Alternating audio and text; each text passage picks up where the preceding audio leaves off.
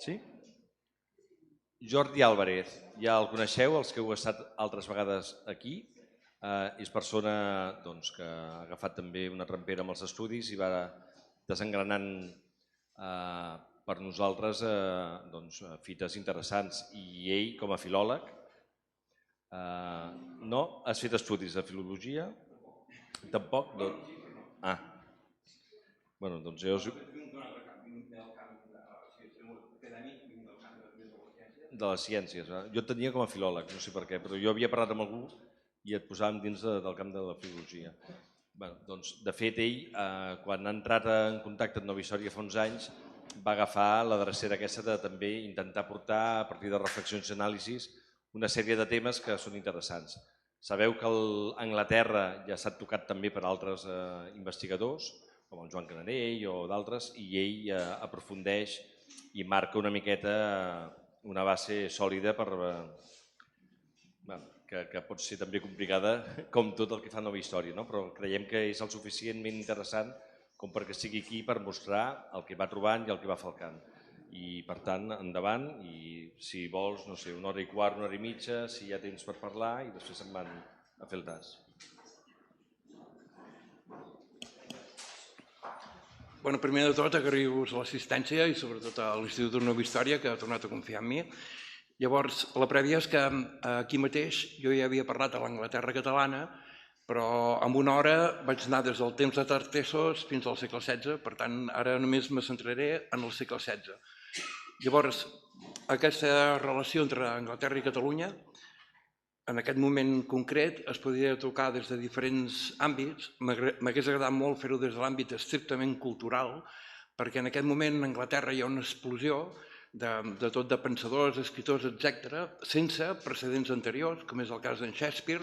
No hi ha un teatre anterior a Anglaterra i és una llengua que inclús els anglesos ara l'han d'estudiar, perquè ningú més escrivia com ell. Llavors aprofito només una cosa més, que Shakespeare a Anglaterra es pot discutir qui era, si era un marquès, si era un venecià, si era el que fos. Això és una cosa que aquí no ens permeten fer. Per exemple, un dels sospitosos de ser Shakespeare era en Francis Bacon, i en Francis Bacon precisament és el primer que formula el mètode científic, que és una cosa que sempre diuen que aquí no fem. El mètode científic es pot interpretar de diferents maneres. L'historiador té la seva pròpia metodologia, que considera que és un mètode científic. Jo no soc historiador, per tant, prefereixo fer servir el mètode científic d'en Bacon. Llavors, el que es basaré més, sempre hi ha Amèrica de fons, en aquest moment, en el segle XVI, de fet és un drama europeu, en el moment que Colom,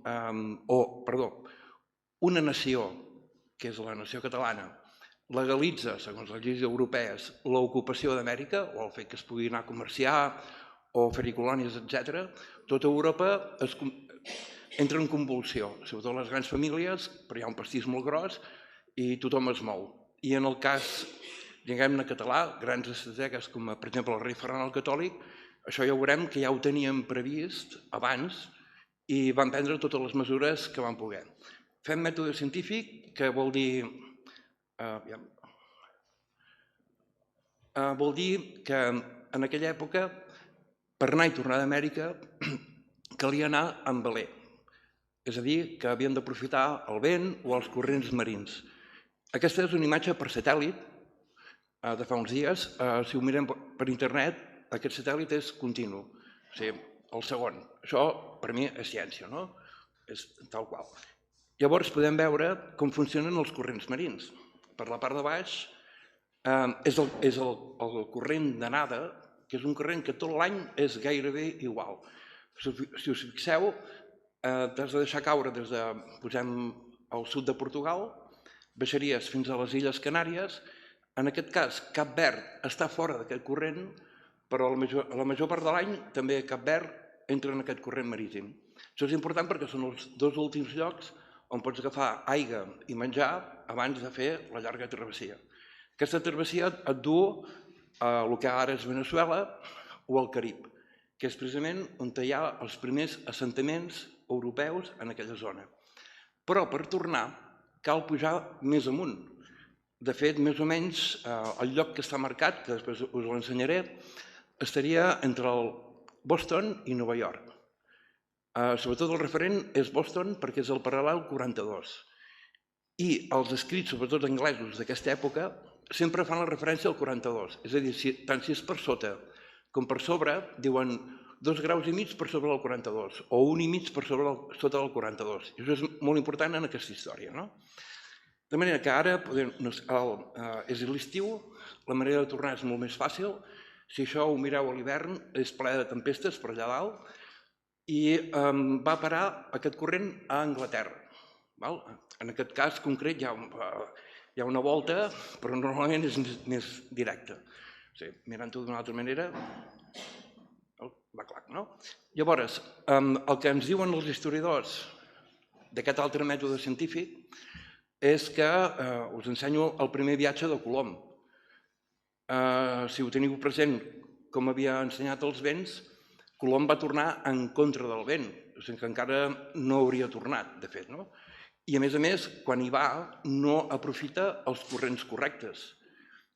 Evidentment, això està manipulat, ja ho veiem, no? O sigui, la ciència, el satèl·lit ens diu que això és impossible. Llavors, aviam, amb aquest mapa mateix, no? He dit paral·lel 42, ja aniré per Anglaterra, però això és molt important. El paral·lel 42 a Boston, si anem a Europa, arribem a una població de Galícia que es diu Baiona. I si continuem i anem a la Mediterrània, anem a Pals. De manera que a Baiona cada any celebren l'arribada dels germans que els castellans diuen pinzones.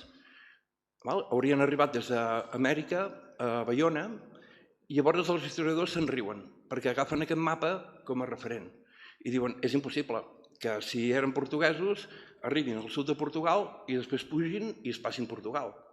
Però esclar, amb els mapes que agafem de satèl·lit el que estem veient és que ells arriben per dalt.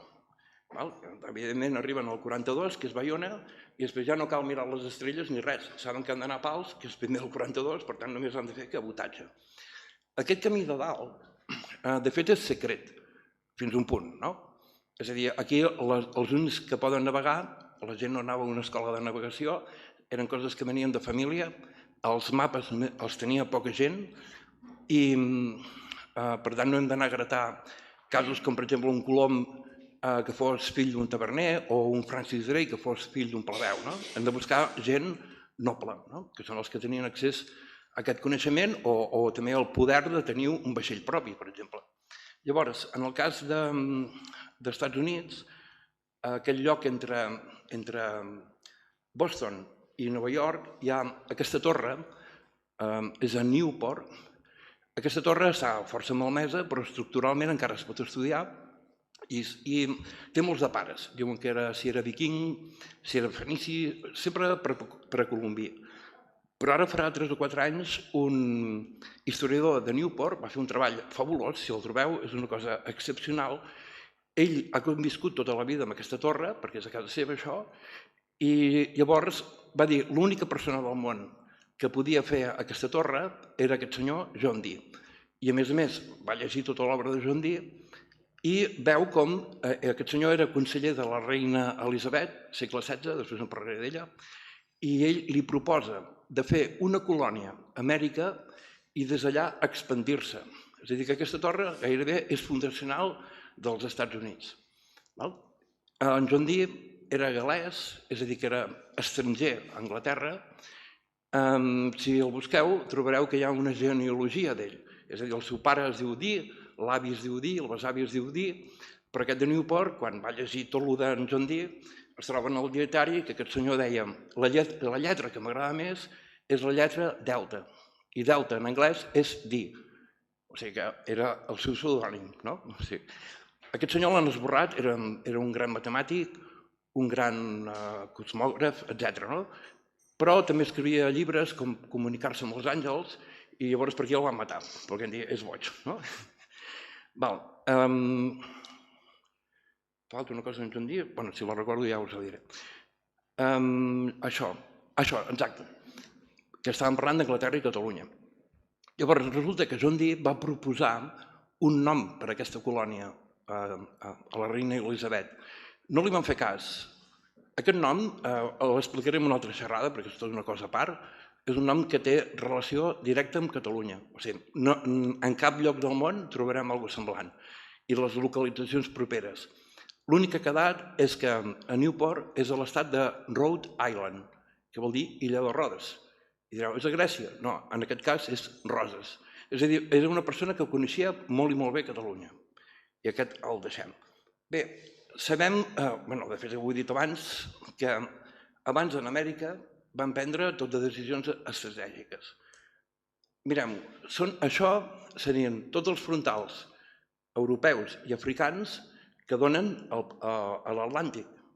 És el lloc per on passen els corrents aquests que hem vist, no? De manera que abans de fer tot això d'Amèrica es van anar treballant tots aquests frontals. Per exemple, el cas de Portugal. A Portugal, just abans d'en Colom, hi ha un piló, desenes de famílies nobles catalanes que es casen a Portugal. I el cas d'en Colom també. Ell es casa amb Felipa de Coïmbra, que és portuguesa, però també ve d'un casament entre catalans i portuguesos. L'avi era en Jaume d'Urgell. Llavors, no només no era una moda això, sinó que també porten la tecnologia per fer vaixells de gran tonatge que puguin anar fins a Amèrica i tornar, inclús fer la volta al món. Aquesta tecnologia a Portugal no la tenien i sí que hi era a Barcelona. Després una altra cosa és que tinc un vaixell i on vaig? Doncs necessites una escola de cartografia, que també es funda en aquell moment i la fan mallorquins. És a dir, que podem entendre que aquesta gent ja havien previst Barcelona a la Mediterrània i la nova Barcelona a l'Atlàntic, o sigui, la capital del Nou Món. Això després va fracassar.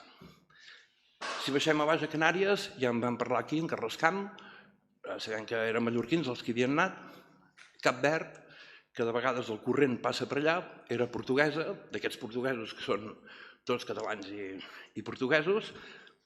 Anglaterra és a dalt, que és el que parlaré avui, però ens queda la Bretanya, que també és una punxa que dona on passen els corrents marins. A la Bretanya poder no hi havíem pensat mai, però anem a buscar-la. En aquest moment a la Bretanya, els ducs de la Bretanya són Francesc de Montfort, que és un descendent directe d'aquell Simó de Montfort de Muret, i la seva dona, que era Margarida de Foix. En un moment que els Foix són a totes les cuines. Tota la descendència de Gastó IV de Foix els trobem a tot arreu. Fixem-nos com es representa Francesc de Montfort, que és de genolls, pregant i amb el llibre de les hores a davant. Però serà una imatge que veurem sovint, sobretot amb la seva filla. Bé, i la Margarida de Foix, la seva neboda, però per les dates no es van conèixer mai, és casada amb el rei Ferran el Catòlic, que és la germana de Foix. Doncs quan ells són ducs de la Bretanya, això és just abans d'en Colom, si és que les dates són correctes de la mort, que això també demostraria això, que tot això ja ho havien preparat abans de legalitzar el fet d'anar a Amèrica. Llavors es van trobar que a Anglaterra, les dues grans famílies, que són els York i els Lancaster, es van tornar a enfadar per enèsima vegada, però van anar fort, van guanyar els York i els Lancaster van haver de marxar.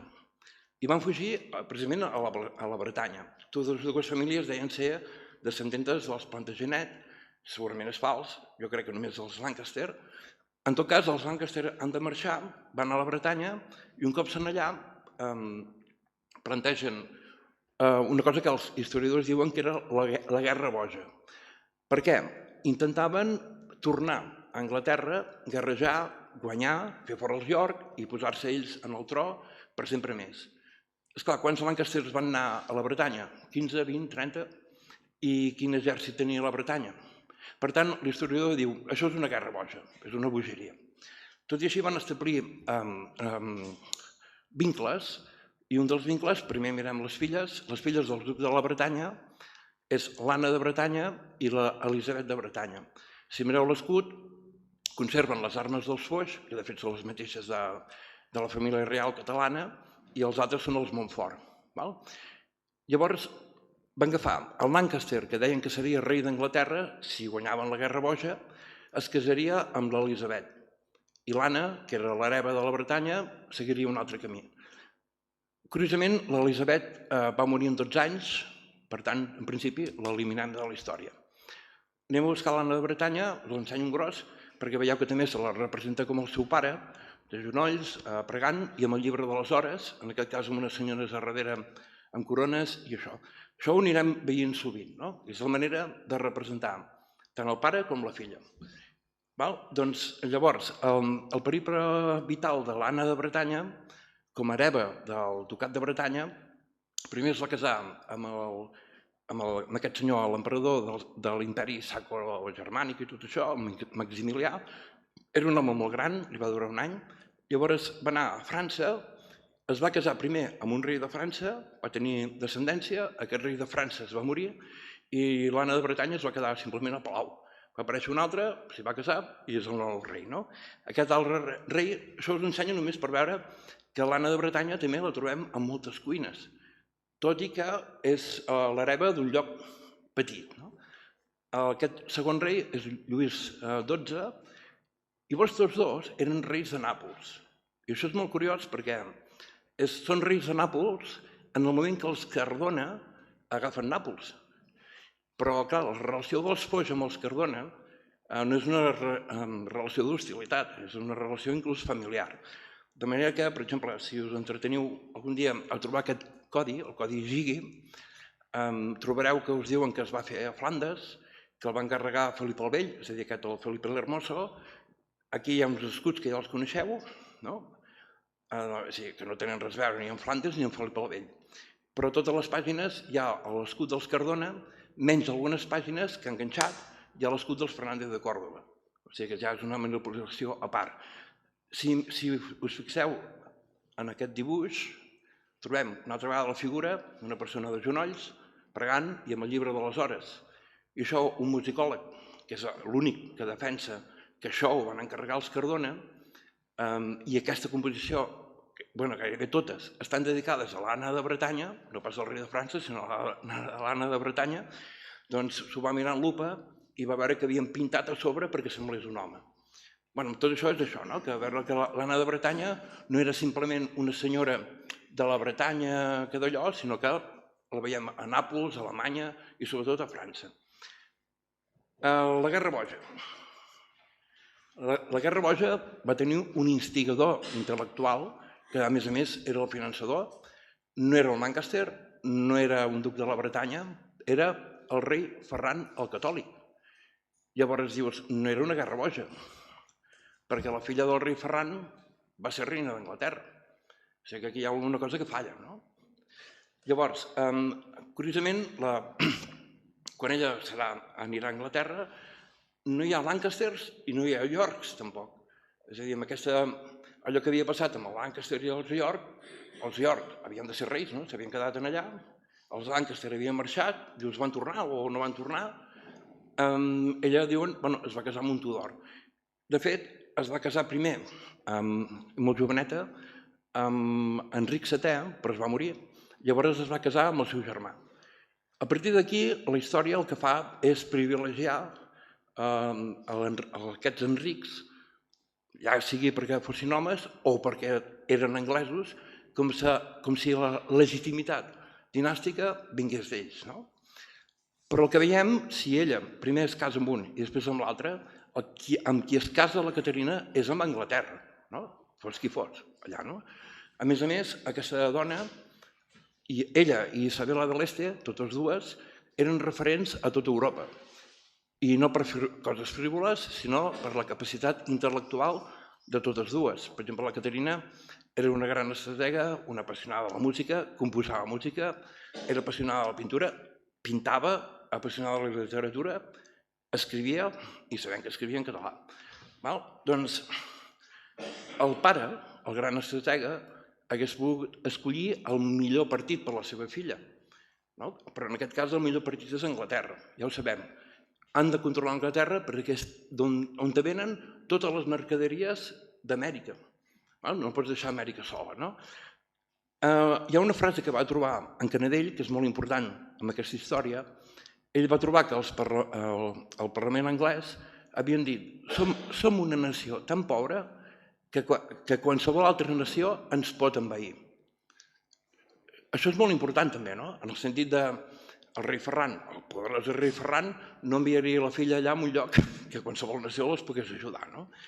Llavors, es pot fer molt de safreig, però ens centrarem en un fet.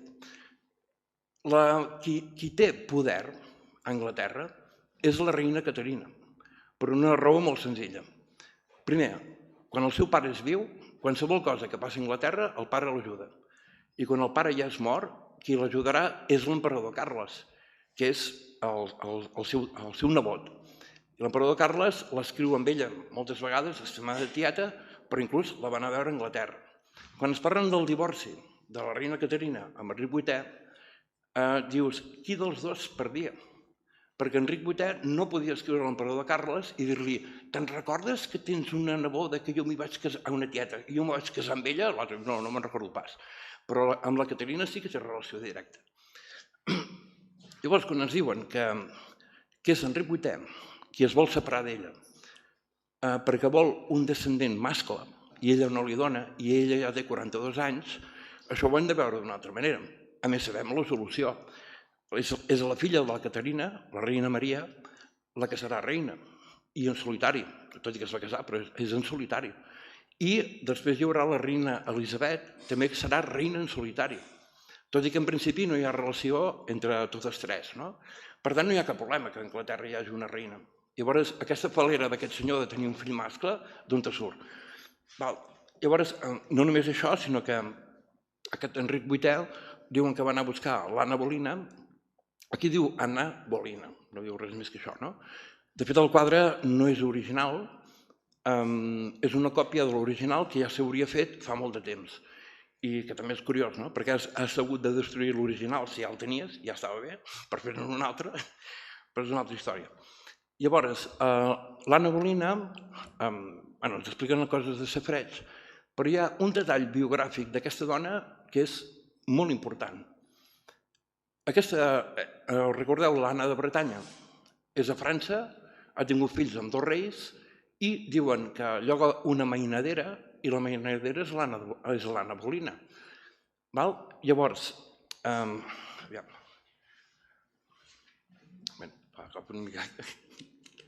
si vaig molt accelerat m'ho digueu, perquè he de parlar amb moltes persones.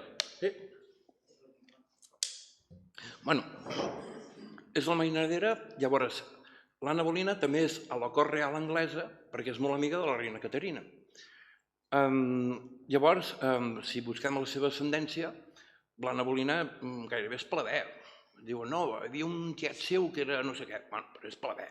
I això és molt estrany, que aquest Enric VIII, quan deixa la Caterina perquè no li dona fills mascles, vagi a buscar una dona que, de fet, la seva ascendència no és de la cort, és pleber. Diu, encara que et doni un fill mascle, te tornaràs a trobar amb el mateix problema. Ja veurem que tot això gairebé és ben fals, no? Tornant a la reina Caterina, sí que ens diuen que va ser reina regent, és a dir, reina en solitari, dius, moltes gràcies, però diuen perquè Enric VIII havia anat a lluitar contra els francesos, per tant la va deixar sola amb ella, no?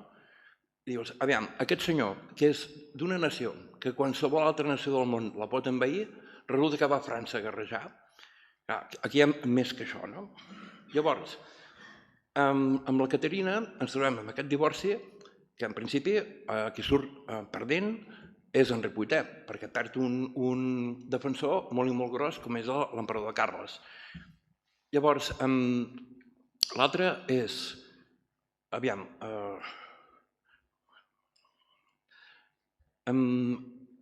s'ha de divorciar d'ella i per això es funda l'Església Anglicana. L'anglicanisme no sorgeix només per aquest divorci, sinó que hi ha un pòsit ideològic al darrere. En aquell temps hi ha 2 persones que estan creant una sèrie d'idees que donaran peu al luteranisme, al protestantisme i a l'anglicanisme. Un és Erasme de Rotterdam, que el trobem moltes vegades a Londres, i l'altre és en Joan Lluís Vives, que mon pare em va parlar ahir. Bé, doncs la Caterina es va preocupar que el professor, l'instructor de la seva filla, Maria, fos Joan Lluís Vives. I en Vives deia que tots dos eren de la mateixa nació. És a dir, que amb això sabem que la Caterina volia que la seva filla Maria tingués una educació d'aquesta nació, no de cap altra. No va anar a buscar algú anglès ni res. Se'n preocupa de més coses, la Caterina. Però bé, el cas és que ens diuen que la Caterina, el rei Enric VIII la va castigar i la va enviar a un castell exiliada.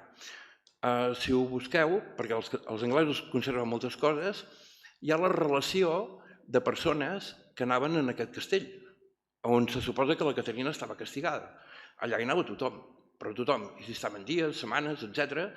I en especial em va cridar l'atenció un home que entrava tot sol, si estava unes setmanes, tornava a sortir, tornava a entrar tot sol, i bueno, pot ser lampista, no? Perquè un castell hi ha molta feina, o pot ser que no. Esclar, amb una senyora amb aquestes qualitats intel·lectuals, aquest retir és fabulós. Pots anar a fer la teva música, la teva pintura, etc., i amb el teu company, no amb aquest senyor, aquest Enric VIII. Llavors, anem a la Maria. La Maria és la filla. Això és la clau. O sigui, la clau és la Maria. La Caterina, quan té 42 anys, ella ja té la feina feta. Ha donat una hereva a Anglaterra, l'ha format com a la gent de la seva nació, amb en Vives.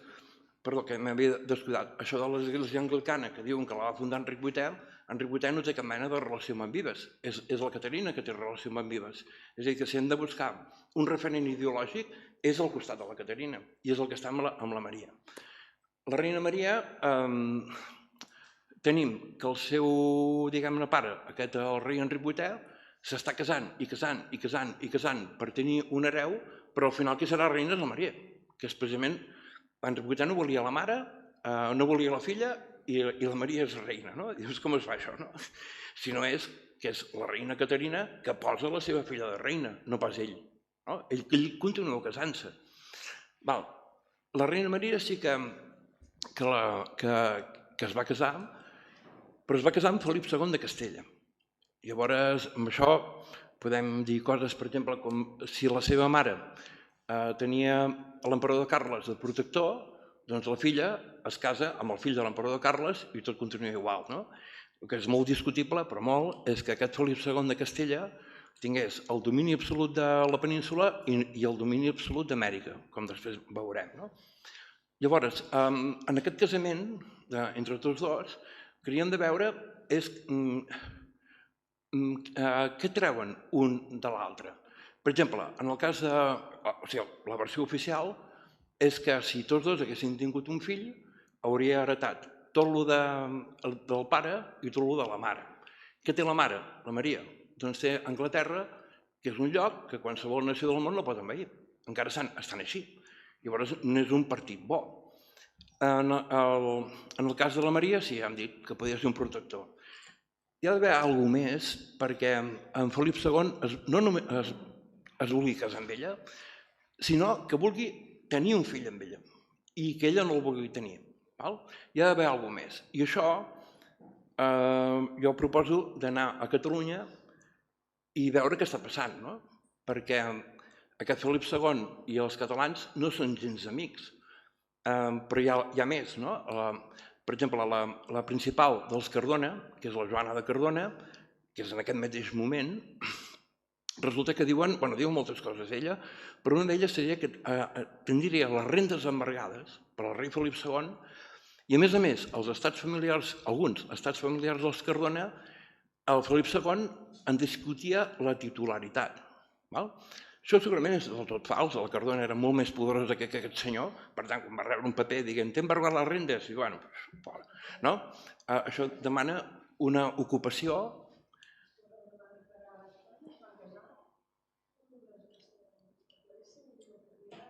Com diu? Doncs això demana una ocupació. Però és bo saber-ho això perquè veiem que hi ha un conflicte en aquesta banda de món, Catalunya i València. Llavors, el marit de la Joana de Cardona és Alfons d'Aragó i de Portugal, que després hi tornarem. Aquest bon home era almirall i no era un títol honorífic. Aquest senyor anava a algun lloc del món, però no ens diuen quin és.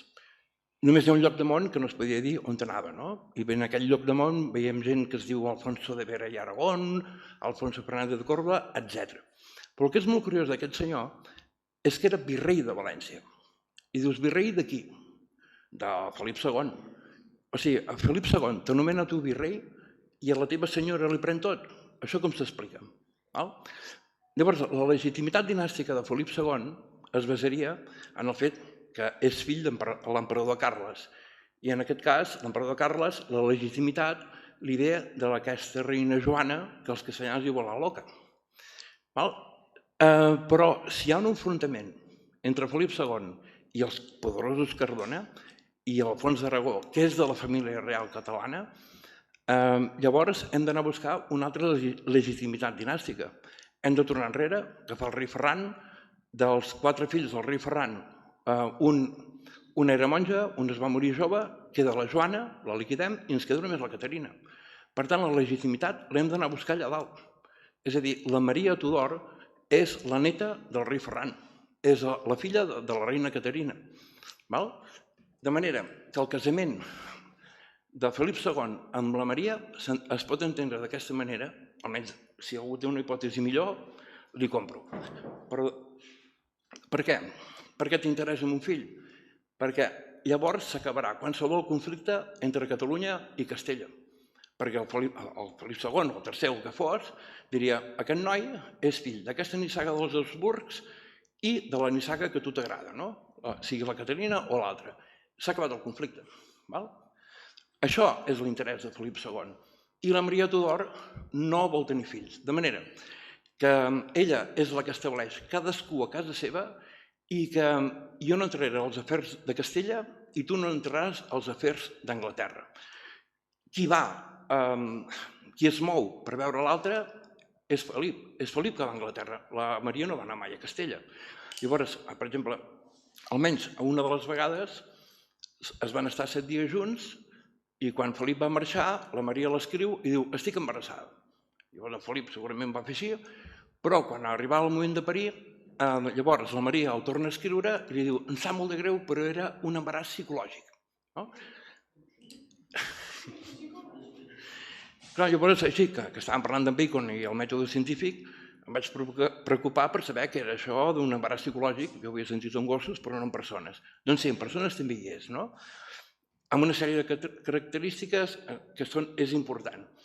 Perquè després la Maria Tudor, quan ja té 42 anys, és a dir, a la mateixa edat que la seva mare, quan diuen que, segons diuen ells, l'Enric Botel la fa fora, en Felip va veure-la, perquè és ara o mai, i si estan també 7 dies junts, i llavors Felip II va anar a Flandes, i quan feia 4, 5, 6 dies que estava a Flandes, rep una carta des d'Anglaterra dient la Maria és morta, ha tingut un embaràs psicològic, un altre. Esclar, buscant el que és l'embaràs psicològic, dius, han estat 7 dies junts, per tant, és en un d'aquests dies que s'ha produït l'embaràs, que encara no s'ha manifestat ni res, i si no s'ha manifestat, no hi ha embaràs psicològic. El que és curiós és el que va dir Felip II, va dir, quan va saber la mort, va dir, d'aquesta mort sempre em sentiré culpable. I dius, per què t'has de sentir culpable? Què has fet? Tu no has fet res, l'embaràs psicològic va per una altra banda. Si no és que has fet una cosa molt més lletja. O sigui, veure que m'estan enganyant i potser vés a saber el que va fer. Un altre cas de la Maria Tudor, que tots el sabeu, és que li diuen la Bloody Mary. Ja hi tinc Bloody Mary. Bloody Mary. Això. I t'hem combinat en el seu honor, és a dir, Maria la Sagnant, o la Sanguinària. Per què? Perquè un cop era reina, llavors va decidir fer-se catòlica. Per què? Perquè deia, el divorci dels seus pares, Roma no l'admetia, però l'Església Anglicana sí. Llavors es diu que la seva deducció era, si els meus pares estan divorciats, jo no puc ser reina. I si els meus pares estan casats, jo sí que puc ser reina, per tant me faig catòlica. I amb això es troba que tots els nobles s'han convertit a l'anglicanisme i comença a tallar colls. Dius, escolta'm, què m'esteu explicant, no? Perquè quan la Maria suposadament fa aquesta deducció, ella ja ho és de reina. És a dir, que no hi havia cap problema que fos reina si els pares eren separats o no ho eren. Ella és reina. Però què fa? Que també aquesta era una gran estratega. Canviant de religió, agafa tots els nobles amb el peu canviat i fa net de la noblesa anglesa. No de tots, diuen que va matar uns 300, però llavors hi ha una noblesa nova, menys alguns personatges. Per exemple, els Courtenay o els Russell, que després en parlarem, aquests no els van a buscar i aquests no els van amagar mai, tot i que també estaven amb el pas canviat. No? És una explicació, no? Perquè ara, si agafem nobles anglesos i els demanem vosaltres d'on sortiu, sempre aniran a parar o bé al temps de la reina Maria o bé al temps de la reina Elisabet. És a dir, canvien tota l'estructura d'Anglaterra a través de la Maria. Bé, després de la Maria apareix la reina Elisabet. La reina Elisabet, ja ho sabem, l'ensenyo, ens diuen en principi que és filla d'Enric VIII i d'aquella dona, l'Anna Bolena. Això també és molt curiós, no? El relat que fa l'anglès, els anglesos a vegades fan coses molt, diguem-ne, com acadèmiques, però expliquen moltes historietes, que les donen per bones, que diuen moltes coses, aquestes historietes, que aquí això no ens ho deixen fer, però amb ells sí, no? El cas és que quan aquest Enric VIII va anar a buscar l'Anna Bolena, diuen que van anar tots dos a veure el rei de França. O sigui, era Enric VIII el que volia anar a veure el rei de França. Que dius, aviam, l'Anna Bolena ja treballava amb el rei de França, cuidava els seus fills i a més vivia al mateix palau. No? I diuen que quan eren a Calais, que llavors era anglesa, els francesos van dir aquesta senyora no entra. Diu, per què no? Diu, perquè no t'has separat, no t'has divorciat de la reina Caterina.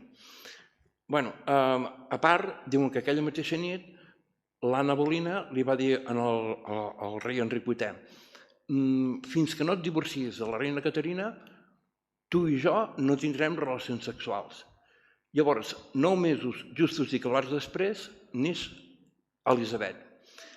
Elisabet no li tocava ser reina de cap manera, perquè l'Anna Bolena, ja ens diuen que el rei Enric VIII li va tallar el coll, però a més Elisabet la va fer fora del palau i vivia vés a saber on. Quan Felip II era casat amb Maria Tudor, faig salts d'aquí cap allà, però ja m'ho seguiu, no? Quan Felip II era casat amb la Maria Tudor, ja estava tramant de casar-se amb l'Elisabet. I dius, per què tramaves de casar-te amb l'Elisabet si no li tocava de res? A nosaltres ja sabem que va ser reina, però llavors què és el que sabia Felip II que nosaltres no sabem? Que tingués interès en casar-se amb Elisabet? Com és que Felip II sabia que Elisabet seria reina? De moment deixo la pregunta a l'aire, després la respondrem. En el temps de la reina Elisabet, el personatge més important, és a dir, la reina Elisabet és una reina que en principi és d'un lloc que qualsevol nació del món la pot envair i al final del seu regnat aquesta nació pot envair qualsevol altra nació del món. Anglaterra, de cop i volta, és un imperi i no ha deixat de ser-ho mai més. De fet, l'artífex és aquest senyor. Si mireu el nom, és el nom que es feia servir a l'època, Francis Drake, no pas Drake, la forma Drake es va fixar després. Llavors, aquest senyor, entre altres coses, era el capdavanter, o sigui, la xopalante, de tot de companyies comercials de comerç exterior que en aquell moment es funden a Anglaterra. Aquestes companyies, les estudiades en Joan Canadell, i si mireu la llista dels que les van fundar, tots els cognoms es poden llegir en català. És a dir, que no hi ha un Smith, un Flanagan, ni res d'això, no? Tots, no? I tots hi tenim referents aquí, no? És una feinada, després d'establir les relacions, però ho deixem així. I ell és el que està davant de tot. És el que té el vaixell més ràpid de l'època, que això, en un lloc com Anglaterra, que no tenien la tecnologia per fer vaixells, era el millor navegant de l'època, això ho diu tothom, tant els seus detractors també, amb unes tècniques de navegació que havia d'haver pres a algun lloc, i aquell lloc és la família. Si busqueu relats oficials, diuen que de petit, com a casa seva eren tan pobres, doncs es va posar de grum en un vaixell que anava a França a buscar vi. I llavors ell s'hi fixava, com movien el timó, i després va fer la volta al món. I diu, escolta'm, d'Anglaterra a França s'hi pot anar nedant, no m'expliquis històries, no? Llavors aquest drac, en vaig dir més coses, per exemple, la Inquisició també li diu Francis Drake, això ho he assenyalat en groc, Podem saber la seva data de naixement, més o menys, perquè a la partida de naixement, evidentment, a Anglaterra no hi és, però en aquest quadre diu Aetati Suae, és a dir, a la seva edat de 42 anys era l'any 1581. També gravats de l'època, on també veiem que diu Franciscus Drac. Fixeu-vos que a sota diu nobilíssimus, no diu pas plebeiíssimus, nobilíssimus. Evidentment, un home que navega, que té un vaixell propi, que aquest vaixell propi és el més ràpid de l'època, que té unes dots de lideratge, que un plebeu no tindria mai, que va, això també és molt important, perquè tampoc hi ha escola de cartografia a Anglaterra en aquell moment. Per tant, els mapes que necessita els ha d'anar a buscar a Portugal, i a Portugal li fan. Si hagués sigut un plebeu, i a més estranger, amb una nació que té interessos en el nou món, no li haguessin fet mai aquests mapes. Llavors, hi ha un text a sota, aquí està en llatí i després traduït d'aquella manera al francès. Fixeu-vos com diu Ducis Drac. És el genitiu de dux, que vol dir duc. És el duc Drac. Aquest senyor no és un ser, com sempre ens diuen, és un duc. I si d'allò mirem un altre, aquí a dalt també veiem que diu Franciscus Drac nobilíssimus, i el text de sota, que també és en llatí, diu Invictus Ducis Drac. De fet, això ho havia explicat fa temps, perquè fa molts anys que vaig trobar qui era aquest senyor, m'he volgut refutar 1000 vegades i cada vegada que em refuto trobo coses noves. Tornem, quan he parlat que a Catalunya hi havia un problema, he parlat de la Joana de Cardona i de l'Alfons d'Aragó i de Portugal. Tenien un fill, que era Francesc Ramon d'Aragó i de Cardona, nascut al mateix moment d'en Francis Drake, que era duc de Sogorb, duc de Cardona, comte d'Empúries, amb la tecnologia de Barcelona. El seu pare era d'Aragó i de Portugal, per tant, aquest Francesc Ramon podia anar a Portugal a demanar mapes, perquè de fet eren els seus cosins, eren els seus tiets, eren els seus avis. Us ensenyo més coses. Per exemple, aquest gravat. Aquest gravat figura que l'encarrega Felip II en el moment que Francis Drac ataca Santo Domingo. El que és molt curiós, us ensenyo res, 3-4 coses d'aquest gravat. Aquests són els vaixells d'en Drake. Fixeu-vos que estan en la posició central. Tots estan bé. Les banderes estan modificades, amb alta definició es veu bé, està pintat a sobre. A sota el que hi ha són les banderes de les companyies comercials d'aquestes que us he dit que s'havien fundat en aquell moment. Llavors, els vaixells d'en Felip II els veiem, estan allà darrere, o sigui, aquesta zona d'aquí, els veiem més grossos, estan en flames, i al de baix de tot, que està caigut, i dius, aquest senyor era masoca? O sigui, demana un gravat d'un atac que guanya en Francis Drake i els teus vaixells estan en flames. A més, aquí davant tenim, si això ho veies a casa, diria això és un dragó, i tenim l'escut de Felip II, suposadament, no? Clar, aquí hi ha aquests lleons i aquestes torres, dius, això és Castella. Llavors l'altre, aquestes dues úniques barres, que ja es veu que estan putinejades per sobre, això exactament què és, no? Per la bandera espanyola és molt posterior. Després l'altre és Sicília, però Sicília són 4 barres, no pas 3. I després a sota hi ha la bola del món.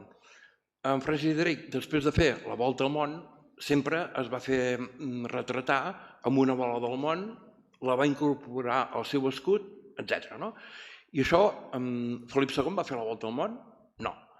Si mirem l'escut del Ducat de Sogorb, és a dir, l'escut personal de Francesc Ramon d'Aragó i de Cardona, veiem les 4 barres, evidentment, la torre, el lleó i Sicília.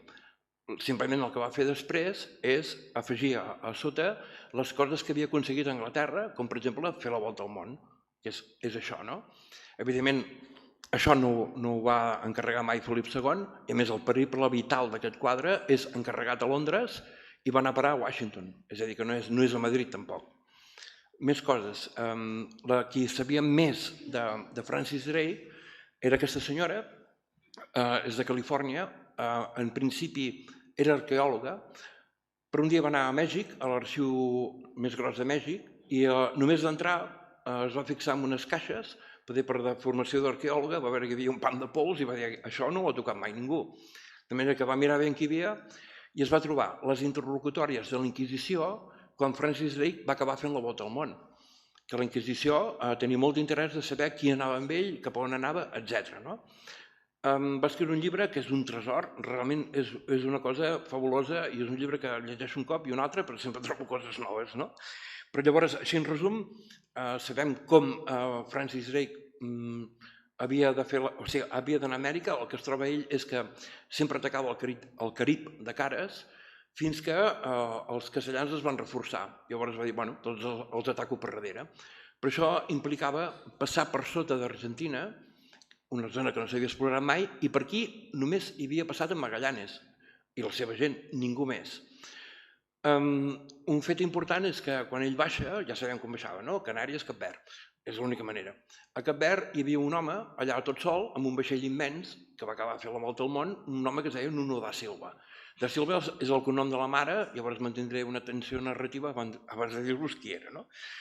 Perquè això hi havia molt d'interès també en aquell moment de saber si aquest senyor havia anat voluntàriament amb en Drake o l'havia segrestat. Perquè de fet aquest Nuno da Silva era el que portava el timó del vaixell principal i en Francis Drake estava al costat amb els mapes. Llavors, la primera parada que van fer a Amèrica va ser en aquest punt que està assenyalat aquí en vermell, que és el port de Sant Julià, que és un port natural, és una entrada de mar. Magallanes també va parar en aquest mateix port, just uns 39 anys abans. I per si no havia quedat clar, és a dir, aquest Francis Drake, que a més era un gran estratega, un home d'una cultura excepcional, ell sabia una cosa.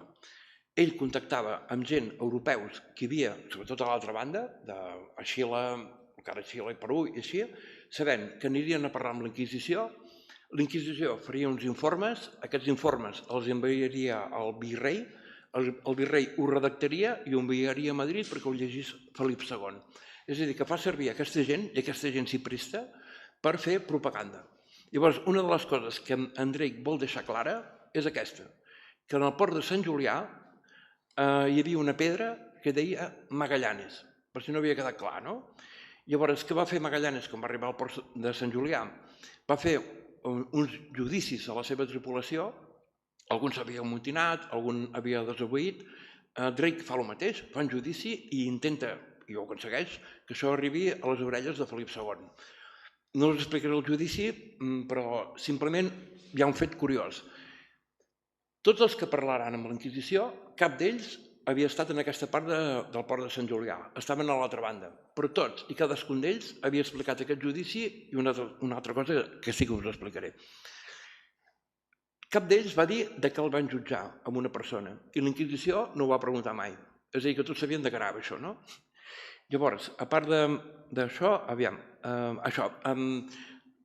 Magallanes i la seva gent, allà en el port de Sant Julià, es van trobar que els indígenes els hi deien gegants. La mitjana d'alçada d'aquella gent era de 2 metres, els europeus eren molt baixets, per tant eren gegants, però fan servir tots dos la mateixa paraula, tant Magallanes com Francis Drake. Llavors, la primera topada que hi ha entre en Francis Drake i aquells indígenes, que també arriba a les orelles de Felip II, un d'aquests gegants d'una edat li diuen a en Drake: un dels teus va venir aquí fa anys i va matar un dels meus. Jo vull venjança. I automàticament van tirar unes fletxes i van matar 2 dels que estaven amb en Drake. Van disparar a l'aire, van fugir, però després, aquell mateix dia, els en Drake van agafar aigua, van caçar, etc., van anar a la platja a cuinar i van aparèixer els gegants amb una actitud que no era gens hostil.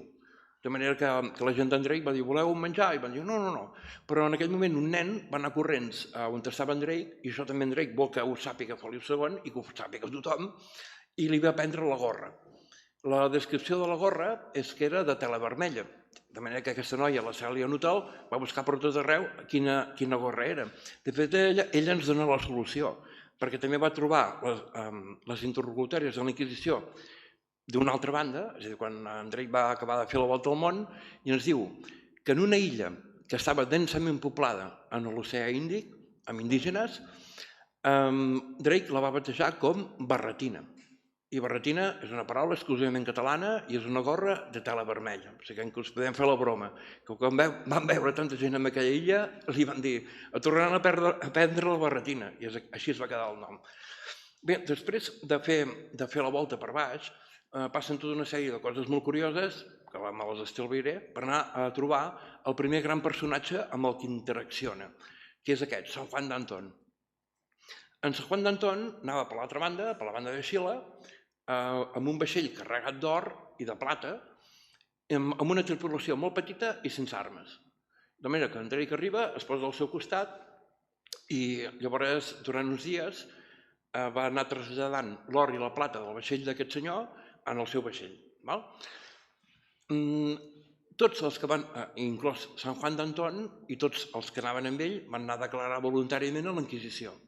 La Inquisició al principi no va dubtar de res i després va veure que els havien enganyat, però massa tard, no? I en Sant Juan d'Antón ja no el van trobar mai. Llavors, també els testimonis diuen coses diferents, però hi ha una que destacaré, que és quan en Drake troba per primer cop en Sant Juan d'Antón. Llavors diuen que en Drake va dir «Inglés, man, amaina», i en Sant Juan d'Antón va contestar «¿Qué vinagrera es esa para amainar? Venid a bordo a amainar». I dius, què vol dir això? No? Clar, amb una vinagrera el que faríem seria amanir i no amainar. Llavors, és molt curiós, la Inquisició, quan va saber que aquest Sant Juan d'Antón no era qui ells pensaven que era, van torturar en aquella Nuno da Silva i ell va cantar una mica. I va dir que en Sant Juan d'Antón era un biscaí que s'havia criat a Anglaterra. I des de quan s'havia criat? Des de petit. És que la Inquisició diu, es troba en Drake, que és anglès, amb un que també parla anglès i parlen d'aquesta manera, vinagreres per amainar. Aquí hi ha una cosa que falla, no? Però a més, en Sant Juan d'Antón fa tot d'equilibris perquè totes les coses que li expliquen en aquell vaixell, doncs ell diu, sí, és que hi havia algun que parlava espanyol, no? I clar, després la Inquisició diu, però clar, no calia parlar espanyol, no? I poder tampoc anglès, no? Llavors, hi ha més coses, no? Hi ha una complicitat tremenda entre Sant Juan d'Antón i Drake. Per exemple, menjaven a la mateixa taula. Llavors, el primer dia hi havia carn per menjar i en Sant Juan d'Antón va dir és que és Quaresma i no puc menjar carn. I en Francis Drake va dir em sap molt de greu, va cridar al cuiner, posa-li peix. Que és una manera de dir la meva religió és més tolerant que la vostra. Però a més, cada dia en Drake feia una mena de missa, s'enfilava en una tarima, agafava el llibre dels màrtirs, es coneix així, buscava només els màrtirs de l'Espanya geogràfica, tot i que aquest llibre hi ha tots els màrtirs del temps de la Maria Tudor, no, anava a buscar-los a Espanya, llavors la Inquisició diu, vosaltres aneu a les misses? I no, bueno, en Drake ens deia, si voleu podeu anar a missa, i si no, us poseu en aquella banda del vaixell que es veu però no se sent res, i vosaltres què fèieu? No, anàvem a aquella banda del vaixell que no se sentia res, no? Aquí, això és el que va després veure la Inquisició, que el que estava fent en Sant Juan d'Antón era propaganda d'en Francis Drake. De manera que la Cèlia Nuttall va fer una descoberta brillant, brillantíssima. Moltes vegades he pensat si jo ho hagués trobat això i em penso que no ho hagués trobat mai. Que era dir, aviam, els biscaïns no es diuen Sant Juan, els bascos no es diuen així, però d'Antón sembla una localització. Llavors, ella va trobar que els castellans, per escriure Southampton, escrivien només Antón. Llavors va agafar una relació de gent de Southampton i es va trobar que en aquell moment hi havia un home que es deia Lord John of St. John. Però ella no va poder anar més enllà, o per les raons que fossin. Però esclar, jo sí que hi havia anat, però per una altra banda, ja dic, des d'aquesta banda jo no hagués avançat mai, però hi vaig arribar aquí des d'una altra banda. La família més poderosa de Southampton era la família St. John. Abans d'explicar-ho, ara tornarem a Anglaterra, per ensenyar-vos les trames que tenia en Francis Drake a Amèrica. Hi ha una que no me'l vull deixar. Els castellans deien que per allà a Amèrica hi havia colles de cimarrones, deien ells, i deien que eren com esclaus africans que s'havien escapat i havien fet colònies a part. Però aquí ens diu que no només eren esclaus africans, sinó que hi havia molts europeus d'allà on fos que formaven aquestes grans colònies apartades de tot el que eren els castellans i tot això. De manera que en Francis Drake li demanen a en Sant Juan d'Anton: hi ha cimarrons per aquesta zona? I diu: sí, hi ha dues grans colònies, però no t'acostis, que són molt perillosos. I Francis Drake diu: perillosos? Tots són amics meus. Llavors, abans d'anar a Southampton, dos apunts més d'aquesta gent. Per exemple, quan Felip II havia tramat de casar-se amb Elisabet, tant quan no era reina, perquè després quan era reina encara va insistir, el mediador era un tal John Hawkins.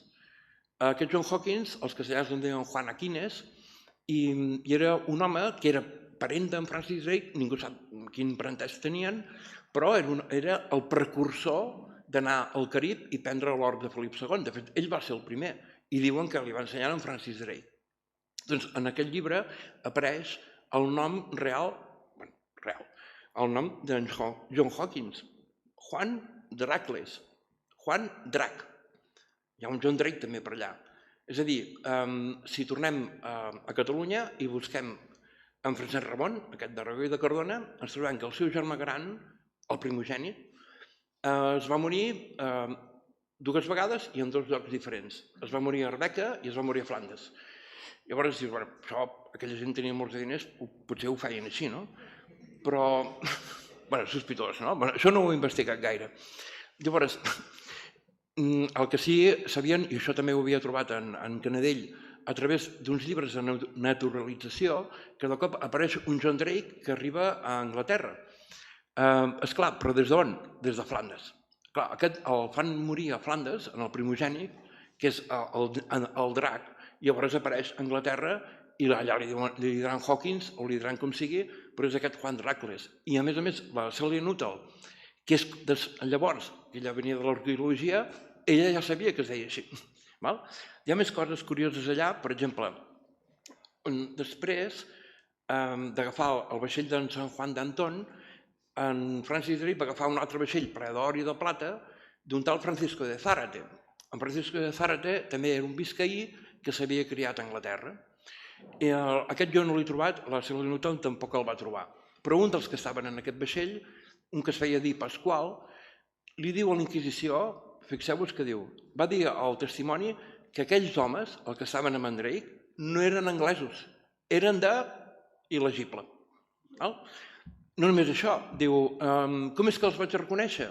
Bé, perquè en el port de Huatulco ells se solien associar amb els nostres homes, és a dir, que estaven junts. Junts a on? Huatulco és aquí, a Mèxic. Aquella gent dels vaixells ja havien estat a Amèrica, no eren anglesos, i de com els trobem en dos vaixells a part i es van traspassant l'or un a l'altre. És a dir, Felip II tenia un poder a Amèrica? No el tenia. Hi ha una cosa que no me la vull saltar, que és que la Celia Nuttall també troba cartes que escriu Felip II a la seva gent quan s'assabenta d'aquest viatge. I en Felip II diu, aquest or me'l tornarà. I un l'escriu i li diu que aniràs a Londres, i diu, no anirà a Londres. Què va fer? Va anar a València.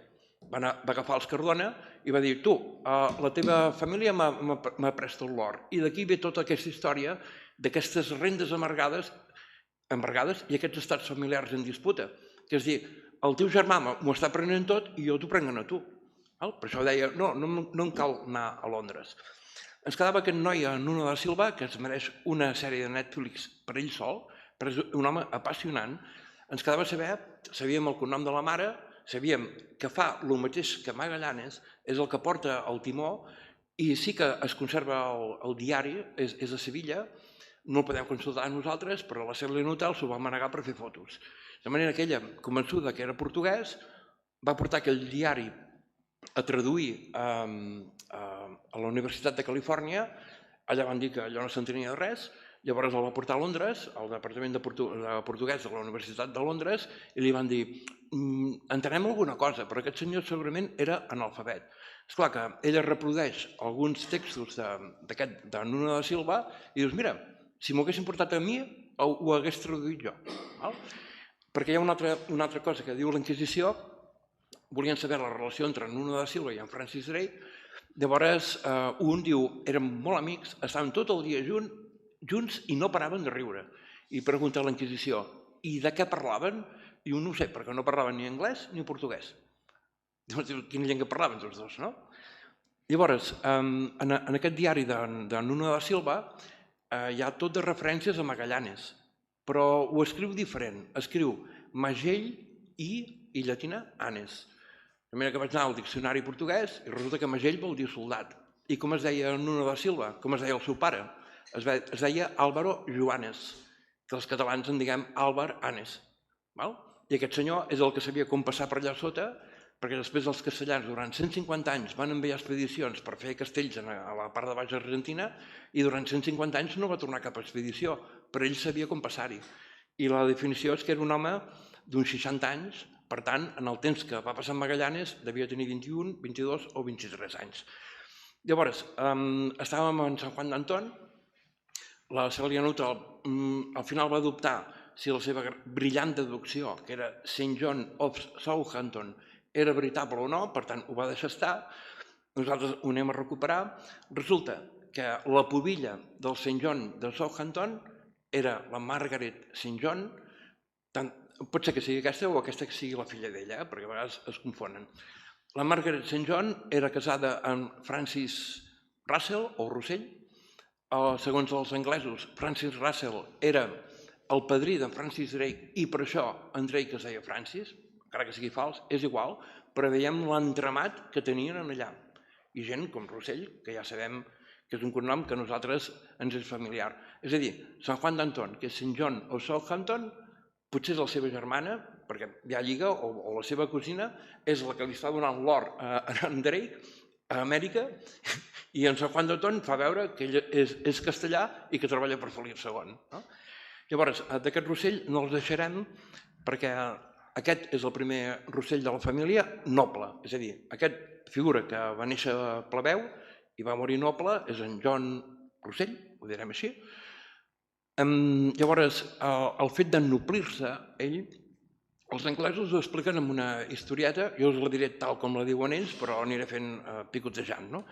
Perquè diuen que la reina Joana, i ells diuen, reina Joana, quantes n'hi ha? Només aquella que els castellans diuen la loca. I potser no va així, això, no? Potser no va així. Abans he dit que aquell virrei Alfons d'Aragó i de Portugal no lligava gens que pogués ser el número 2 d'una persona que va en contra seva. Bé, en definitiva, aquesta reina Joana hauria anat, deien que anava a Flandes, clar, aquesta reina Joana que la fan casada amb Felipe l'Hermoso i Felipe l'Hermoso estava a Flandes, llavors l'inclouen en aquesta història, però després en la història ja veurà que no apareix mai més. Doncs la reina Joana anava a Flandes i una tempesta la va arrossegar per la costa d'Anglaterra. Després sabreu a quin lloc concret. El lloc concret és Plymouth, i això és molt, molt lluny de Flandes. Si una tempesta t'arrossega tant de temps, la veritat que ets mort molt i molt abans. El cas és que quan van arribar en aquesta platja, en principi no diuen quin lloc és, ella es va vestir molt bé amb totes les seves robes i tot, perquè havia de baixar a la platja, i deia, almenys que vegin que sóc una persona important. De manera que va passar un anglès, la va veure i la va portar a veure el noble més proper que vivia allà a la platja. Llavors, cadascú parlava la seva llengua. La reina Joana parlava la seva i l'altra la seva. De manera que no s'entenien fins que el noble anglès va dir ja sé quina llengua parles tu. I jo tinc un amic que parla la mateixa llengua. I van anar a veure amb en John Rossell.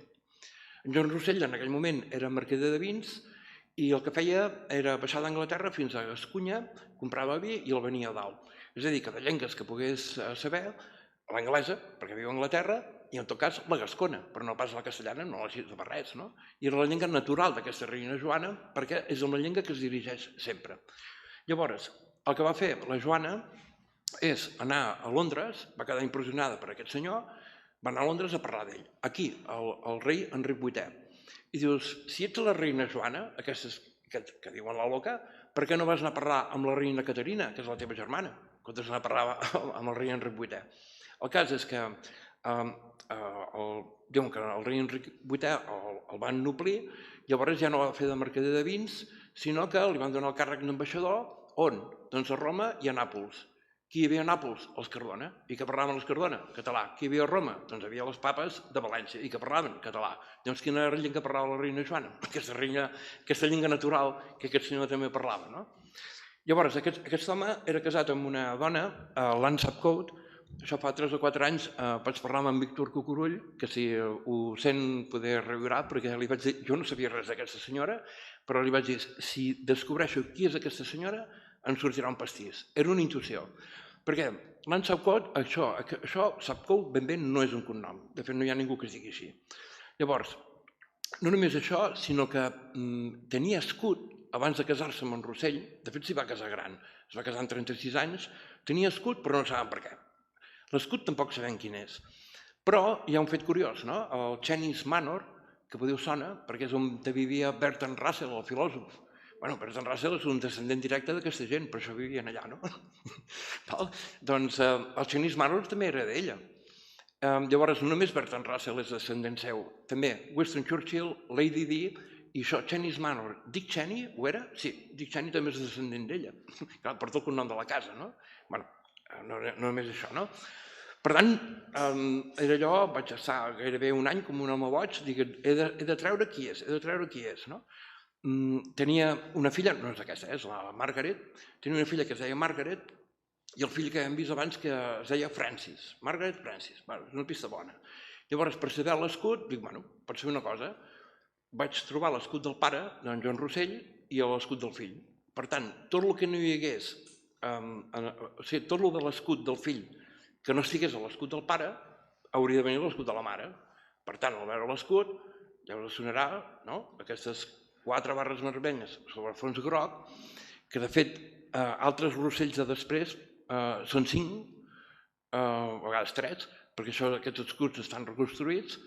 Hi ha una mitja lluna, que quan vaig trobar aquest escut, un historiador de Girona, vaig parlar amb ell i em va dir, i la mitja lluna aquesta què? Doncs, curiosament, el primer cop que vaig anar a l'Institut Nova Història hi havia una conversa sobre el llençol del romaní que feien servir aquesta mitja lluna. De manera que vaig anar corrents cap a casa sabent coses, sobretot en Francis Drake, del Francesc Ramon de Reguer de Cardona, dius, són llençols del romaní, esclar, una branca, no? Etcètera.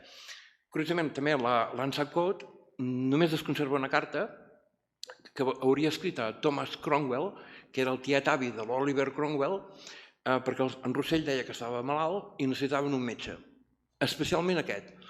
I l'Anne Sapcoat deixa dit, només que el vegi estarà mig guarit, però per referir-se a aquest metge diu The Spanish Physician, o sigui, el metge espanyol.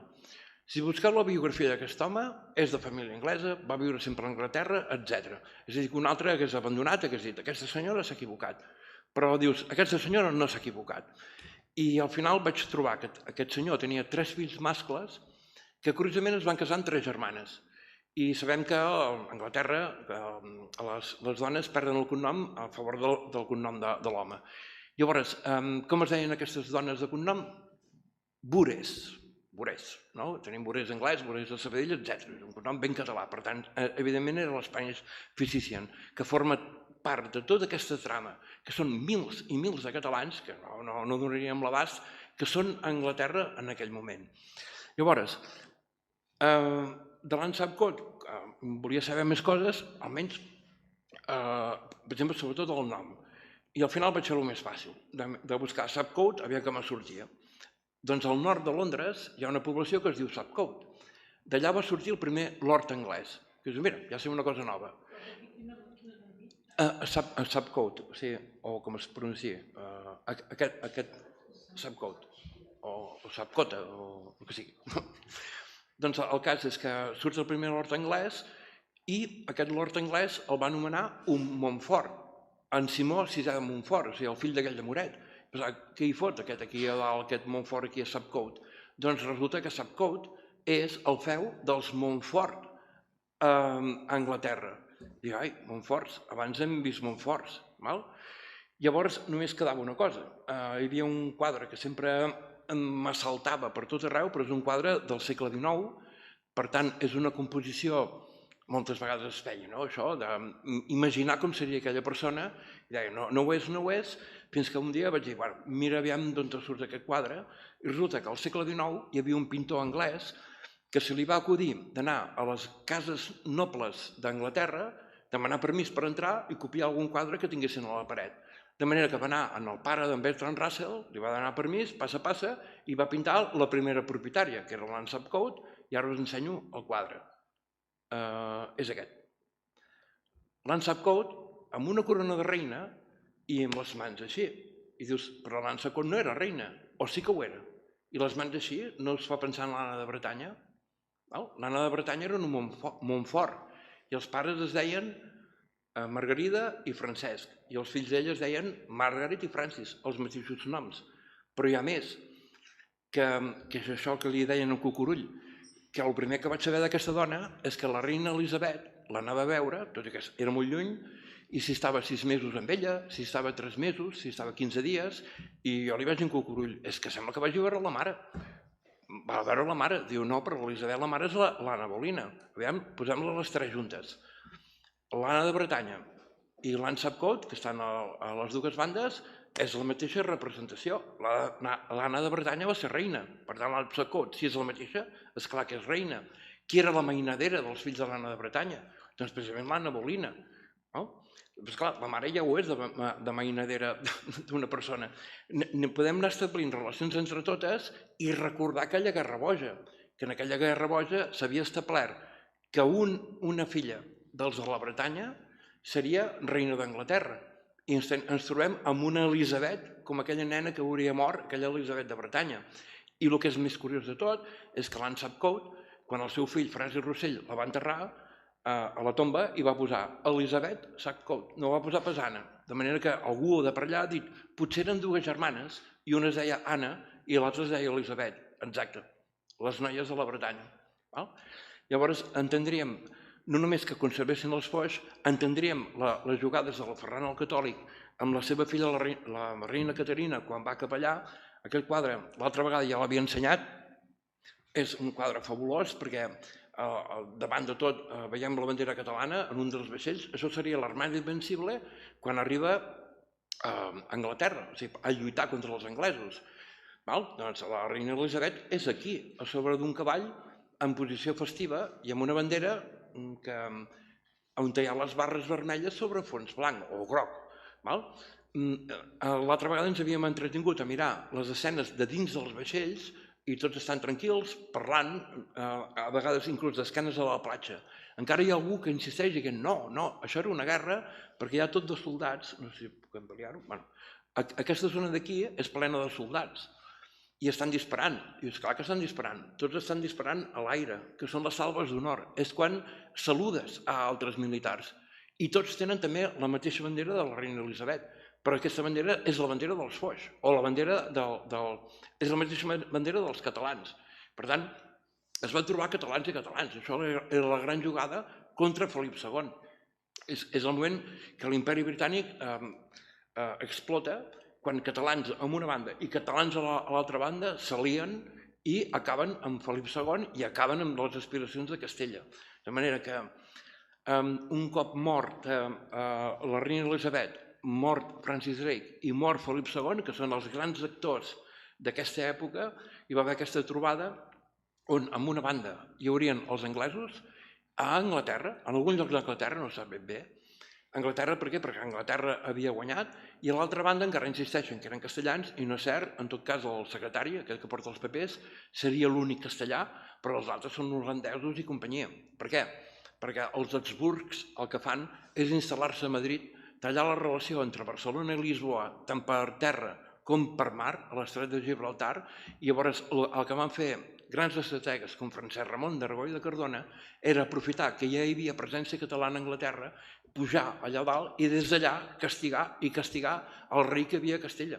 I a més, coneixent les rutes, perquè també s'havien de conèixer les rutes per anar a Amèrica, i castigar-lo allà i allà. Però un cop s'acaba tot això, s'arriba a un acord, d'acord, hem perdut, anem a Anglaterra i negociem. No se sap ben bé que van negociar, però això és ben bé el tractat aquell de Tordesillas. Vist d'una manera, no era el tractat de Tordesillas una Castella que negociava amb blat i llana de les ovelles amb un Portugal on la majoria eren nobles catalans i portuguesos junts i que tot el món callés. ningú més diga res quan aquests es parteixen al món, és aquí que se'l parteixen i ho podem veure clar. Si mirem Anglaterra, la part nord, Amèrica, la part nord d'Amèrica funciona d'una manera molt diferent que la part sud d'Amèrica. La part sud d'Amèrica encara s'està saquejant, que és el que feia Felip II, mentre Francis li deia: si em deixes comerciar amb Amèrica, no et prendré l'or. I l'altre no feia cas. I on anava aquest or i aquesta plata? Això el pare d'en Jeroni Pujades, que vivia a Figueres, té el dietari, i cada dia escrivia el número de carretes amb or i plata que venien de Madrid, passaven per Figueres i anaven a Frankfurt, a la família Figer, és a dir, una família en principi estrangera, i anaven saquejant d'allà i ho anaven portant allà a Alemanya, perquè els castellans tenen tanta passió en dir «Nosotros descubrimos América, nosotros América era nuestra». Si van ser simplement uns servidors, pobrets, els van fer servir. Tot aquest diner no es va quedar ni a Madrid, ni a Castella, ni enlloc. Llavors, aquí és quan s'ho parteixen aquestes grans famílies, els Figa i els anglesos, a partir del Cardona, es parteixen aquell món. El drama és que en aquesta taula van matar Catalunya. A Catalunya ja no necessitaven per res, business is business, llavors la part anglesa, la part que havia triomfat gràcies a tots els catalans que havien anat allà a comerciar, a guerrejar, a portar-hi tecnologia, a portar-hi ideologies, etc., tots aquests ja no els necessitaven, es van quedar uns i els altres. I entre altres coses el que van fer va ser esborrar les traces que ens poguessin fer arribar a l'origen d'aquesta gent, com en el cas d'en Francis Drake, que fixeu-vos que en aquest quadre torna a estar com els de la Bretanya, de genolls, els mans així, el llibre de les hores, però mireu l'escut, com la meitat de l'escut el van destruir a cops de mall, igual que van destruir la història, i ho afegir persones com l'Anna Bolina, etc., perquè no veiessin mai d'on venien tota aquesta gent. Espero que us hagi agradat molt i que hagueu après moltes coses. Moltes gràcies.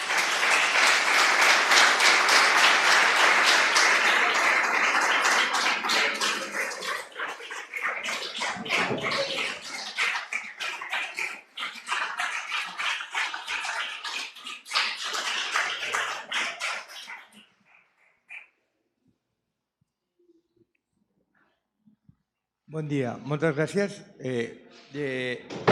Coneixia el tema del primer viatge de Colom, perquè resulta que Colom va fer 4 viatges i hi ha un navegant castellà-espanyol del segle XX que ho va dir, es diu: i és estrany que el primer viatge estigui molt més al nord que els altres 3, quan hi veuen els 4 viatges de Colom. I ho va dir que segurament era per motius de seguretat, de conèixer les veritables rutes per anar a les Amèriques. Una, gràcies. I 2, pregunta, resulta que m'estàs dient que al segle XVI n'hi havia catalans a Anglaterra. Pot tenir la relació aquesta idea dels catalans a Anglaterra en la Guerra de Successió i el pacte de... La Guerra de Successió del 1700, de 1714, amb una relació i el pacte de Vic. Primer una cosa, el primer que has dit, d'aquest viatge més amunt, és molt curiós que allò era un secret i la primera persona que explica a tot el món com tornar d'Amèrica és Francis Drake. I ell ho sabia, esclar, ho sabia, li venia de família. Però no només això, sinó que llavors el que han fet els castellans és dir no, este viaje lo descubre al lloc de tornada un tal Antón de Alaminos, un tio de Palos. Quan en Colom ja era mort, feia, no sé, 100 anys que era mort, i diu que va pujar per allà a la costa i va dir mira, hi ha un camí de tornada. I llavors, com tornau des de llavors, no? Sempre en contra del vent. L'altra pregunta que em feia... Ai, no me'n recordo. Això, la Guerra de Successió. Això és que aquí només que canviem les coses 80 anys o 30 o una mica, tot el sentit canvia. Fixeu-vos en aquest quadre, no sé si ho veieu bé, diuen que és el 1604. En canvi, allà darrere d'un 1560. Clar, llavors canvia la relació de totes les coses, no? En el cas aquest de la Guerra de Successió, aquí el que apareixen són els Borbons. I els borrons canvien la història d'aquí, canvien la història de França, canvien la història de tot arreu. Però on tenen l'obsessió els borrons és precisament en Catalunya. Llavors, si fem una cosa, o avancem els fets aquests, com això, en el temps del 1714 o 1700, o bé retardem els altres, llavors tot s'entén d'una altra manera. Els borrons el que volen és Catalunya, que és la nació que va cap allà. És això el que volen. I en tot cas el pacte després l'hauran de fer amb els anglesos, per exemple. De Vigatans. En Rafael havia demanat també. Justament volia preguntar-te sobre la pintura. Ja has dit que hi ha dues dates, no? La 1560 i 1604, has dit? Sí. Saps qui és el pintor o l'autor de la pintura? I on està? Aquí, mira, perfecte, perquè allà veiem els turcs i veiem també que el tovalló, on estan fent la negociació, hi ha caràcters cúfics, que es repeteix constantment en molts autors relacionats. Per exemple, el cardenal, la famosa pintura del cardenal Bandinello Sauli, amb els dos geògrafs i el seu secretari, també, i n'hi ha moltes, de Sebastián del Piombo. I el Palau dels Català de Valeriola de València, tot el teginat està fet de caràcters cúbics. Aleshores, hi ha algun lligam, possiblement amb el que has començat la conferència, és que ja hi havia un comerç amb Amèrica, possiblement amb algun acord amb els turcs, i és el que pense. I l'únic que fan és, en el 1492, és refermar aquella vella tradició comercial que ara es pot fer perquè n'hi ha un Borja. De fet, la mateixa pintura del cardenal Bandinello Sauli es torna a fer idèntica però amb un Borja de cardenal. Aquí hi ha una cosa curiosa, perquè això no saben on és. Algú diu Somerset, l'altre Londres, etc., però no se sap pas. I la data també, si va pintar 1560 i resulta que era 1604, hi ha alguna cosa també balla. Vés a saber on te va passar això. Com? Deu ser a Anglaterra. Això, em sembla que és de Somerset House o alguna cosa així. Això, sí. I l'autor, saps l'autor? Qui és? Doncs no, ho haurem de mirar. Em sembla que no se sap, per això. Però si se sabés, ja m'hagués... Hi ha en Xavi Font, que sempre ve de gira amb mi. No, jo només volia comentar que, de fet, on surt aquí 1560 és un gravat. Aquesta data és un gravat que hauria d'haver-hi on van pintar. El que vull dir és que aquest gravat pot haver estat fet molt abans que la reunió. I en el moment de la reunió ja hi era. Correcte, això és el que vull dir, que no hi hauria cap mena d'inconvenient amb que això estés pintat el 1600 i qual, perquè igual aquell gravat és de 40 anys o 50 anys abans. Si és que indica alguna cosa, jo no l'he sabut trobar. És a dir, Francis Drake, el primer viatge que fa ell tot sol amb el seu vaixell a Amèrica, és 1572, que és precisament al mateix moment que Francesc Ramon d'Aragó i de Cardona deixa els estats familiars a la seva germana, la Joana. Per tant, això havia de ser abans que en Francis Drake fes aquest primer viatge. I no sé si és que... No puc especular res. De dir, mira, el 1560 va néixer tal persona. Doncs tampoc.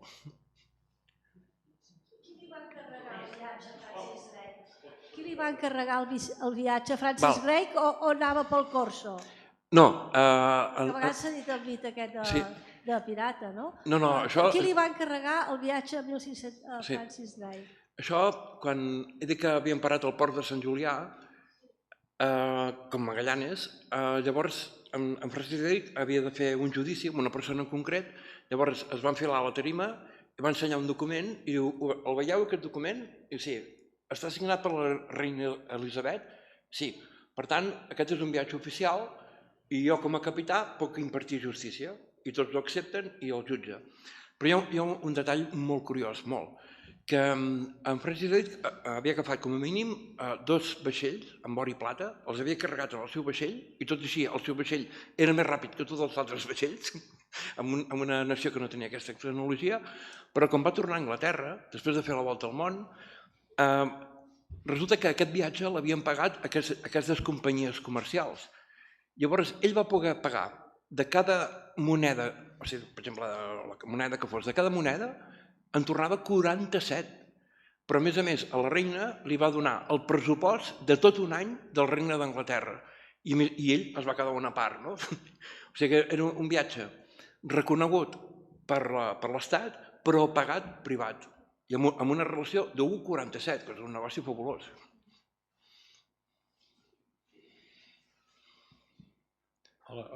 Moltes gràcies, felicitar-te. Un primer comentari és que m'ha agradat molt l'inici i aquest que també t'ha remarcat l'altre que ha parlat, de que el mèrit del Colom no és tant arribar a Amèrica, sinó saber tornar. I saber tornar metodològicament, saber.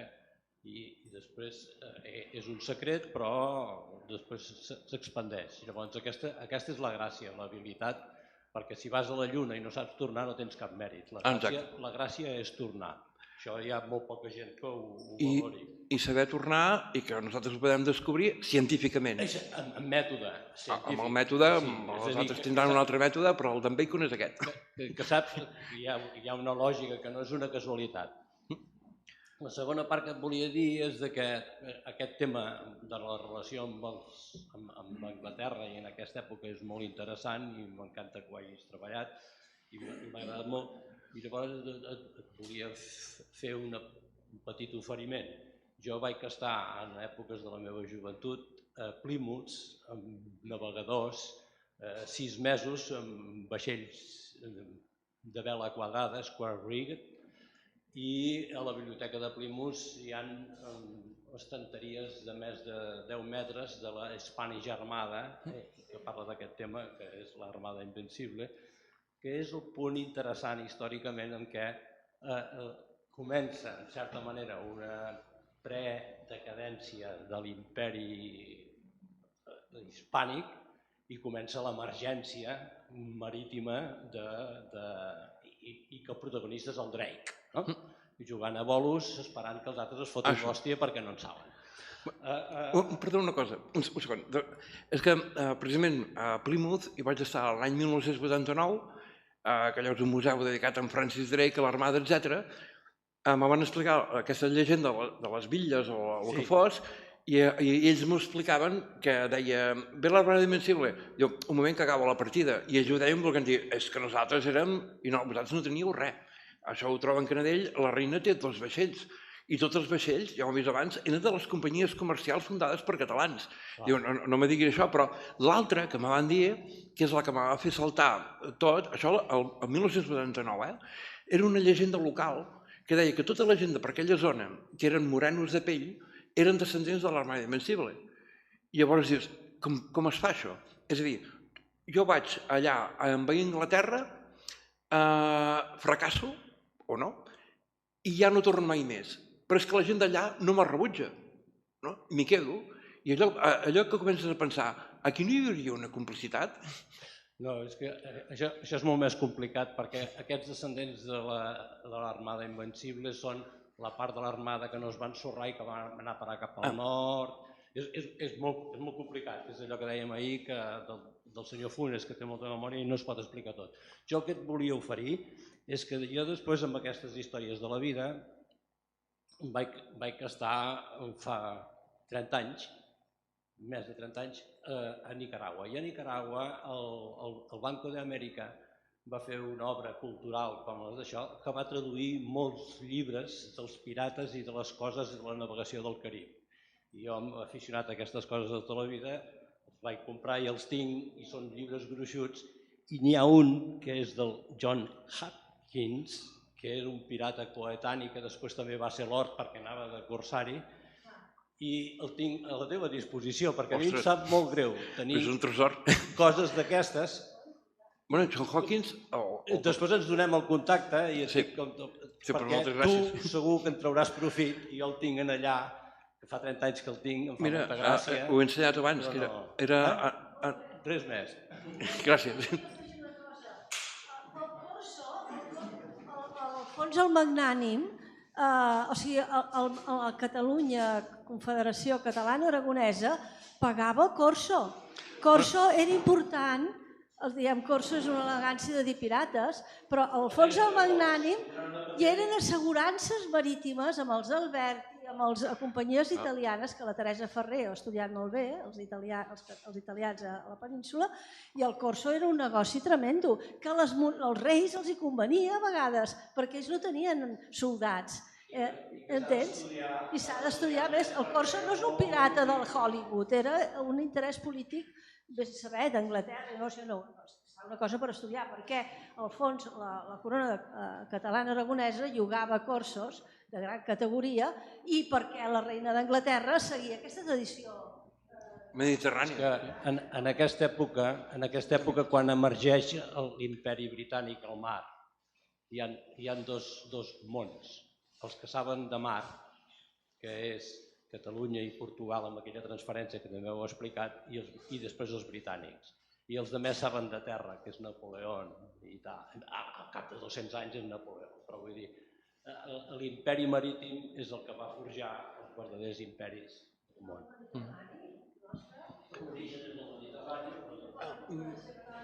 Queden 10 minuts, que ja són 8. Hauria de ser 8 minuts. No, vull dir...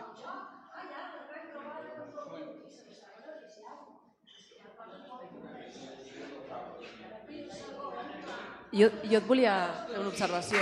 Com que la meva família està a Manchester, jo vaig anar a Manchester. No te sento. A Manchester. A Manchester, l'escut de Manchester és vermell i groc amb 3 barres. El seu, diguem-ne, símbol és una abella. Jo vaig estar a la conferència de Juanjo parlant de Dénia i tal. I a més es diu Manchester com la Manxa, no? I a més és una zona industrial amb un passat, diguem, industrial del segle XVIII i XIX, però em va xocar molt. I en el llenguatge allà, per exemple, dinar és dinar i sopar és sopar amb exactament la mateixa, al revés que passa a la resta d'Anglaterra, que el dinner és el sopar. Ah, sí, clar. I tenen moltíssimes paraules catalanes, però em va cridar molt l'atenció això, que l'escut de Manchester fos vermell amb unes barres grogues. Però, clar, això no són els colors d'Anglaterra ni de cap de les... Potser per això en Guardiola va anar allà, no? És curiós, a més són molt macos. I una altra cosa, també fa poc vaig estar veient la sèrie aquesta de Thomas Cromwell. És una sèrie, no sé si l'has vista. No. A més, la meva parella és anglès. El curiós és que en cap moment surt ni Carles, ni... Tot sempre gira al voltant del Vaticà i del rei de França. O sigui, pels anglesos, ni tan sols el Carles I té transcendència. L'anomenen una miqueta, però no té cap importància. O sigui, tota la història l'han basat en el conflicte amb els francesos i una mica amb Roma. Jo crec que val molt la pena veure perquè, clar, jo amb la meva parella li explico el tema de Catalunya i és curiós perquè és que no ho relacionen, no hi ha cap informació d'això. Ni tan sols a Espanya, O sigui, i em va cridar molt l'atenció que encara una obra moderna d'ara mateix i el Carles I no surt.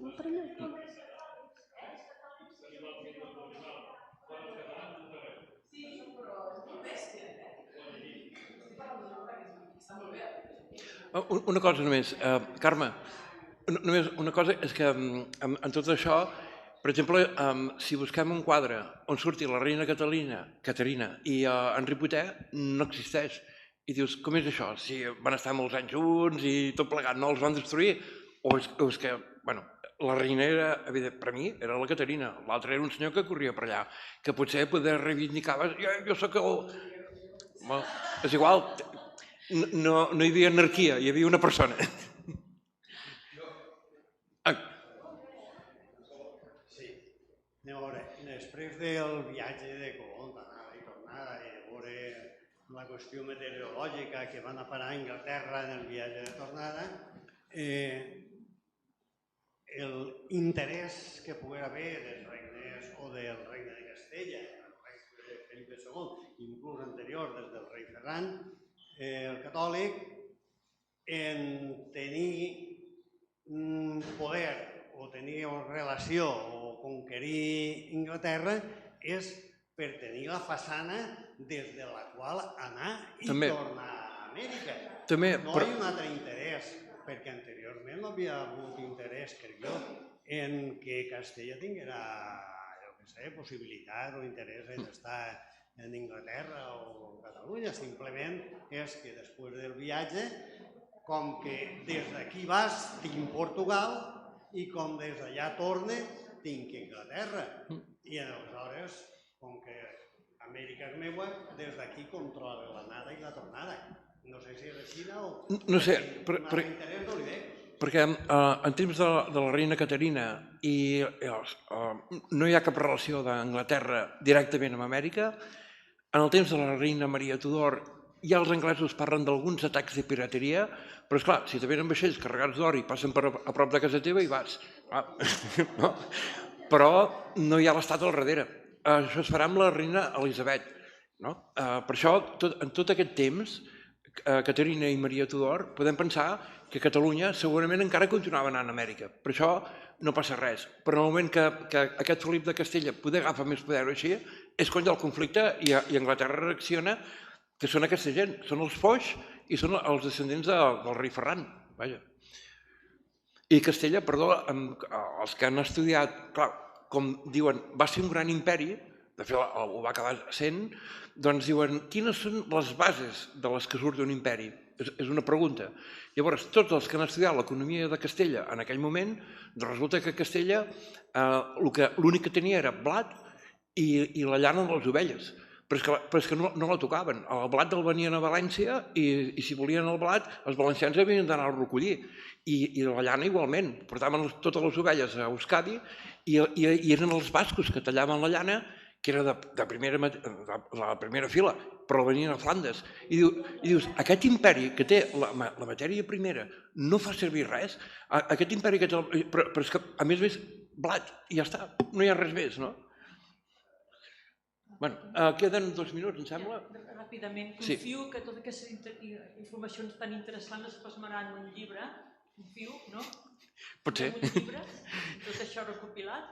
I l'altre és que una informació que em va sobtar molt és que després de la desfeta de l'Armada Invencible es va preparar una invasió d'Espanya, Francis Drake, capitanejava, i anaven a entrar per Portugal. Però es veu que van fracassar i no he pogut esbrinar el motiu pel qual va fracassar, però veritablement ho anaven a fer. Sí, es veu que ho volien fer per Galícia i el temps també va anar malament, així. També hi ha un atac diuen, de Francis Drake a les Canàries, però aquesta és la ruta per la que han de passar.